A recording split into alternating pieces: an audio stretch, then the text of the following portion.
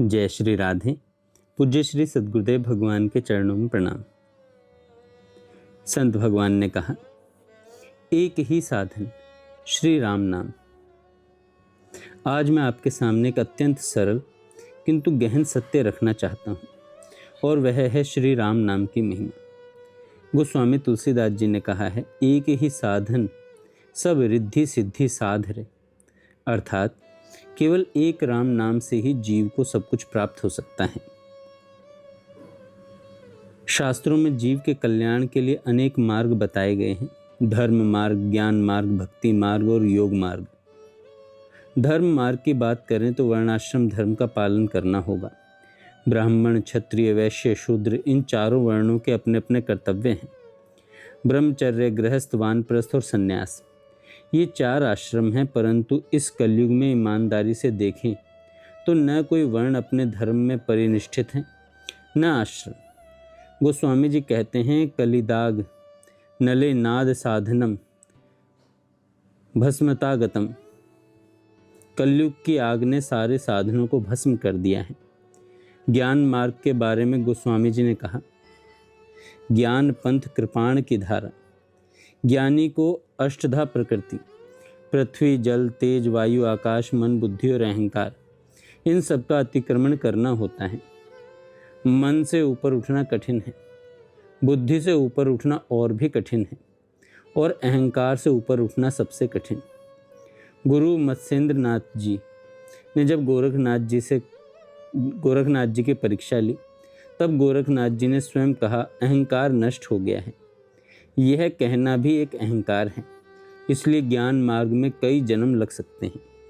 भक्ति मार्ग सरल लगता है, परंतु भक्ति की परिभाषा तैल धारावत, तेल की धारा के समान अखंड अविच्छिन्न भाव से भगवान का स्मरण, आधे क्षण के लिए भी भगवान न भूलें, यही भक्ति है। और हम माला फेरते फेरते न जाने कितनी पुरानी बातें सोचने लगते हैं। योग का रास्ता भी सहज नहीं है।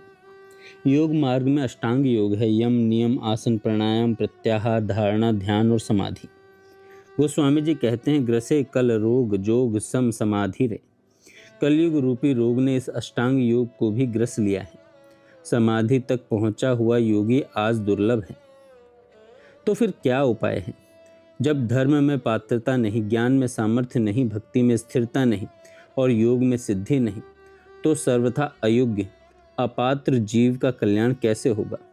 गोस्वामी जी महाराज कहते हैं, एक ही साधन सब रिद्धि सिद्धि साध रे। केवल और केवल श्री राम नाम। एक संत रुई धुनने का काम करते थे। माला फेरने का समय नहीं था, परंतु रुई धुनते धुनते राम राम राम बोलते रहते, और उसी से वे महान सिद्ध हो गए। रात्रि 2 बजे स्नान करके बैठ जाना और सुबह 6 बजे तक केवल राम राम राम। बस इसी एक साधना से उनके गुरु को सब कुछ प्राप्त हो गया। राम नाम की अद्भुत शक्ति है। मेहंदी की पत्ती हरी होती है, रस भी हरा निकलता है, परंतु जब उसे सिल लोढ़ी पर पीसते हैं तो पीसने वाले के हाथ लाल हो जाते हैं। ऐसे ही यह जीभ रूपी लोढ़ी है। इस पर हरिनाम रूपी मेहंदी रखकर खूब रगड़ो। स्वाद आए या ना आए, मन लगे या ना लगे, बस जीभ से राम नाम की रट लगाते रहो। वैखरी वाणी से जपते जपते धीरे धीरे मध्यमा, फिर पश्यंती, फिर परा वाणी तक नाम पहुंच जाता है। और जब परा में नाम प्रतिष्ठित हो जाता है, तब रोम रोम से करोड़ों नाम एक साथ प्रकट होने लगते हैं। सोते जागते, खाते पीते, किसी भी अवस्था में नाम नहीं रुकता। भाइयों, राम नाम से भक्ति योग, ज्ञान योग, कर्म योग सब स्वतः सिद्ध हो जाते हैं। संत दरिया जी की वाणी में, जो दुनिया तो भी मैं राम तुम्हारा, चाहे मैं कैसा भी हूँ, अधम कमजोर अपात्र प्रभु मैं आपका ही हूँ।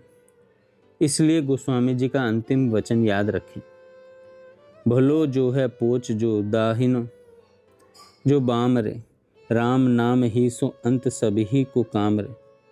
जो अच्छा है, जो बुरा है, जो दाएं है, जो बाएं है, अंत में सबका काम राम नाम से ही होगा।